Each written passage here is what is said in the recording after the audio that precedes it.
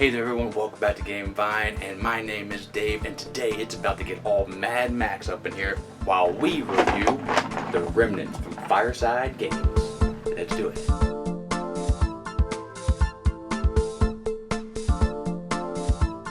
So as a disclaimer, this is a review copy from Fireside Games. Thank you so much for your support. You really help us grow, and this is actually the last one in the bunch, and I really had a fun time going over all your games, so I appreciate that. Now, The Remnants is a post-apocalyptic game where you are beating up baddies, getting weapons, and getting ketchup packets because flavor is all the rage in this game. And you're doing that in part by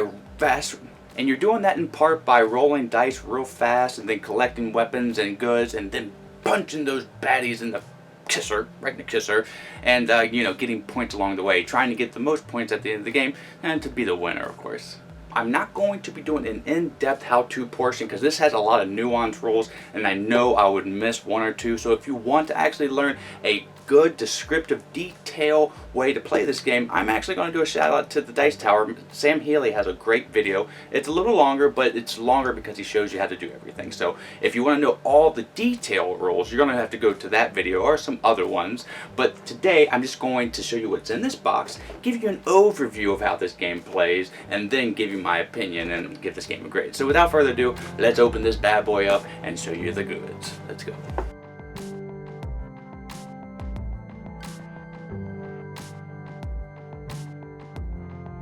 Here's what comes in the box of Remnants. It's quite a bit, but I am going to say the production quality is right in the middle. It's not too great and it's not bad. It's just right there. And what I mean by that is the cardboard qualities, they're a decent thickness, but if they were just a little bit thinner, it would be bad. But they do have a decent enough quality that will stand the test of time, as I say. The art on here is pretty good. A lot of brown and red, but this is actually better than a lot of other post-apocalyptic games, like art-wise, and I've seen. Oh, hey there, Mako. Now, my one big disappointment, though, is the board. Now, it's pretty thin, but it's still thick enough to stand the test of time. But the art, it's pretty brown, and it's not a very big board, though it does its purpose by having everything on there properly and displayed so you can easily read what's going on. So it does have its ups and downs.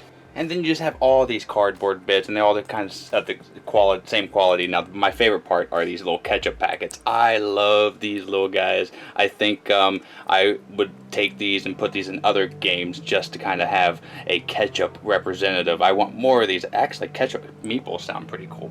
Okay, so we have the flag, and then you have these cubes, and I would have never noticed that all cubes are different when it comes to like when they're cut, and I wouldn't have noticed that if I never did reviews and lined them up like that. But again, that's just the way it's cut. It's nothing against the wood cubes, they're just cubes. But the dice, I love these dice. They are great weight, they're great quality, the colors are perfect, they're indented. These dice, they did a perfect job on these dice. And the card quality is good, not linen finish like my favorite, but it's decent. The art is actually pretty good. I like how the art comes across on the weapons on these. It has everything that you need to know right up top. It's very descriptive and easy to read, so nothing's really confusing when it comes to the cards, even on the bosses and everything like that. This boss is kind of hard to read, but the other two, and she's my favorite, other two are pretty cool. So that is pretty much everything in the box. You do have these boards and they're all different. That's kind of cool. I do want to point that out. These are where the cubes are going to be going, and they're player boards. And now let's get over to a brief explanation of the game. Again, I don't want to get too deep into it because I want to try to keep this video condensed, and or I know I would definitely gaff a roll. Here we have the game set up for 2 players, and again, I'm just going to go over the basics. I'll touch on little things here and there, but if you want a more detailed description, there is a review down the link that Sam Healy did. Go to that, it's awesome. But on the start of your turn, you have your scavenger here, and you're going to be committing them to where you want them to be looting. So you either commit them to the middle here or over here to the side to possibly buy a card, or you can even try to go for the bonus here. You can get some of these bonuses, but if you get the bonus as the end of your scavenger phase, so you want to do that at the very last part.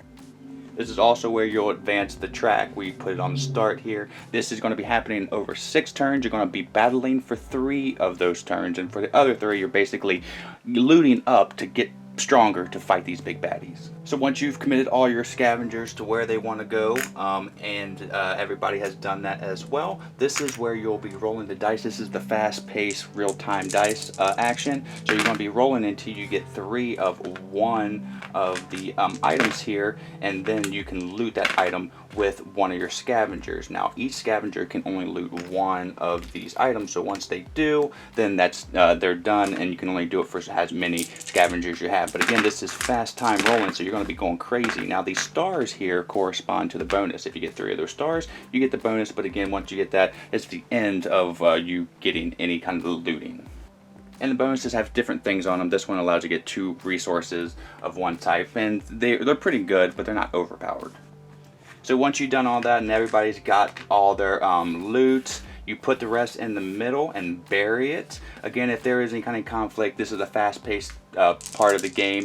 If there is somebody who's going after the same resource and there's only one left, like last piece of pizza, first one to touch it gets it. So.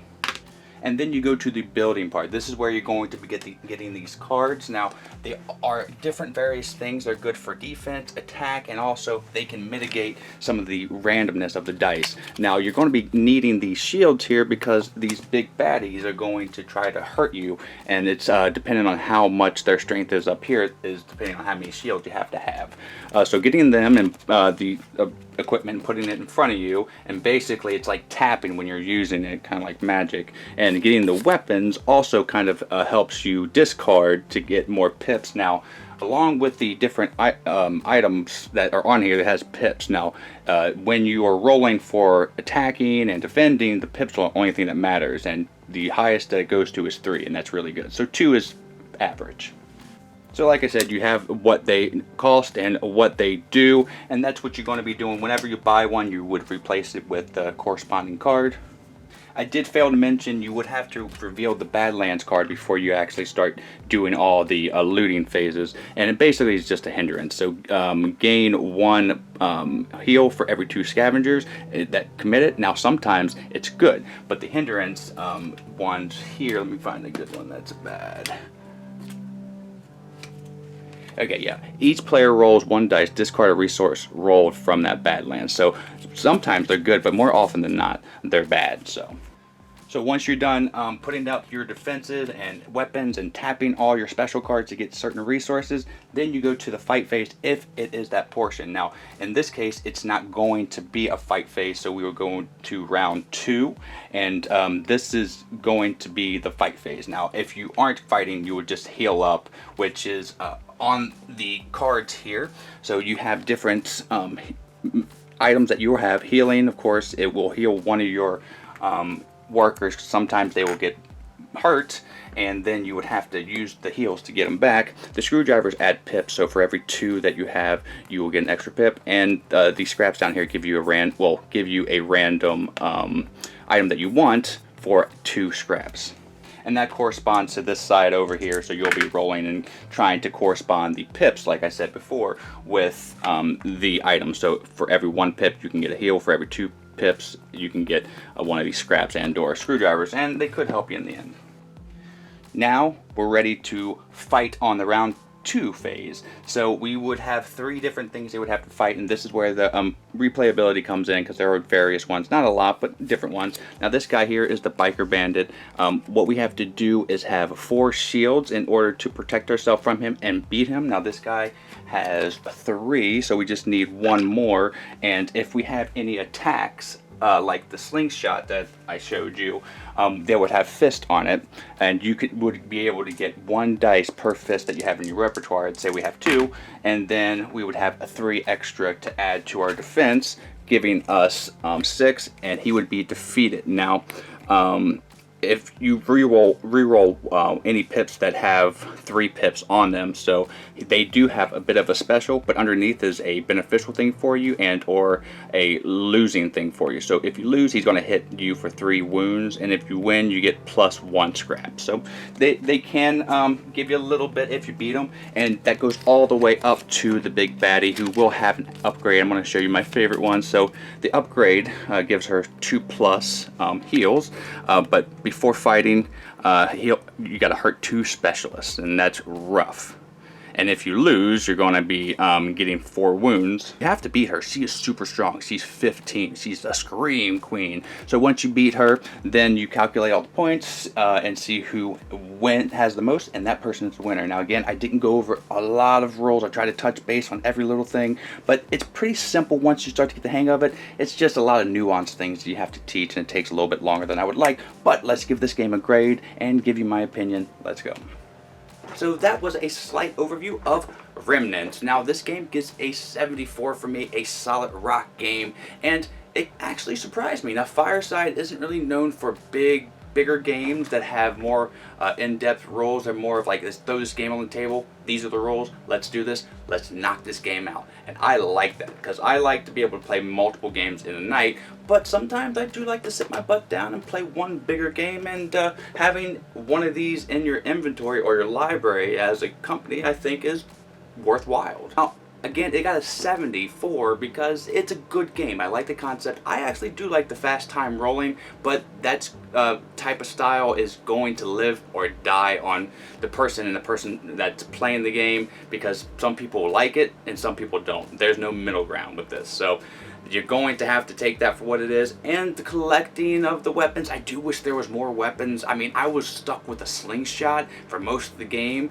while other people had all these awesome weapons. I mean, talk about David and Goliath. I mean, come on. And the production quality does bring it down a little bit. The art is actually pretty cool on the cards and the box here, but the map, the board could be a little better, and the little cardboard pieces also could be a little better. I do love the dice, very vibrant. I like black dice that have vibrant colors on them because they pop, so I like those. So the production quality, I would say medium, but still decent enough to be a rock game. You know what I talk about, rock games, solid ones. Learning all these rules did take me a bit of time, but once it clicked, it just came, and me and my partner were playing back and forth real easy.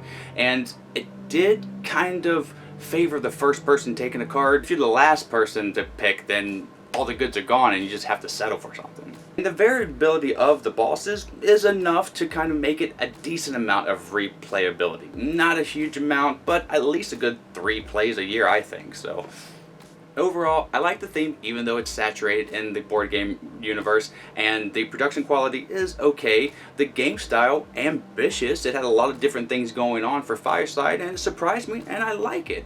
And the actual overall pacing and game length is decent. I think it was just a tad bit too long, but it didn't wear out its welcome too much.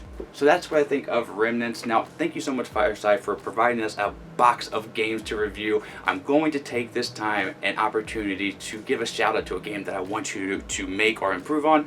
Give me more Here Kitty Kitty, maybe an expansion, or if you're going to get crazy, Here Kitty Kitty 2 or Here Kitty Kitty Kitty 3 times. And again, I'm taking this opportunity because I'm not sure if I'm going to be able to get more review copies to review in the future, but hopefully I can. And it was a pleasure to work with you. Now, thank you so much, Fi Nation, for tuning in to today's review. If this game sounds like it's a good one for you, the link down below, you can go there and buy it. And I recommend this for people who are in the medium weight playing of games, not the lighter type casual games, just a step above. So until the next time that I see you, thank you so much, everyone. Have a great rest of your day and a great time with all that you play. I'm Dave, and I'm out. Bye, everybody.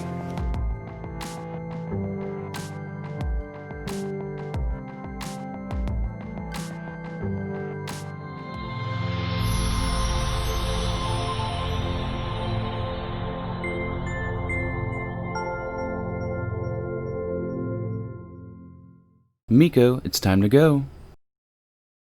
Good girl, Miko.